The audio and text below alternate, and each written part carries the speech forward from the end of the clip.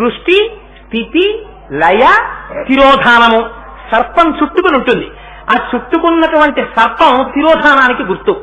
అనుగ్రహము అంటే మళ్ళీ భగవంతుడితో కలపగలిగినటువంటి జ్ఞానం ఇవ్వడానికి గుర్తు ఏమిటి? బ్రాహ్మీభూతమైనటువంటి ఎడమ పాదము పైకి లేచి ఉంటుంది, ఊర్ధ్వగామి. అంటే జ్ఞానమును పొంది శంకరుడితో కలవడం. అందుకని నటరాజస్వామిగా ఆనంద తాండవమూర్తి అని పిలుస్తారు ఆయన్ని. అంటే ఆనందమని అయి ఉంటాడు. అమ్మవారు ఇలా కూర్చుంటుంది. అందుకే ఆవిడ పంచ ప్రేతాసనాసీన పంచబ్రహ్మాసన స్థిత అని పేరు ఆవిడికి. పంచబ్రహ్మలు ఉండేటటువంటి ఆసనం మీద కూర్చుంటుంది.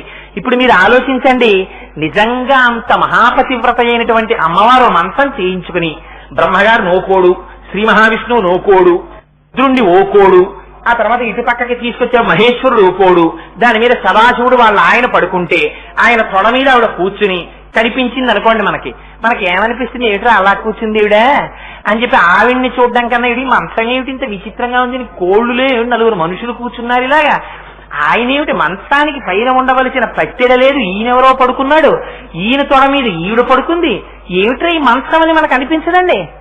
ఆ మంచం యొక్క రహస్యమే అమ్మవారు అనుగ్రహించి శక్తి ఇచ్చిందా బ్రహ్మగారు సృష్టి చేస్తాడు, అమ్మగారు అనుగ్రహించి శక్తి ఇచ్చిందా శ్రీ మహావిష్ణువు స్థితి చేస్తారు, అమ్మ అనుగ్రహించి రుద్రుడికి శక్తినిచ్చి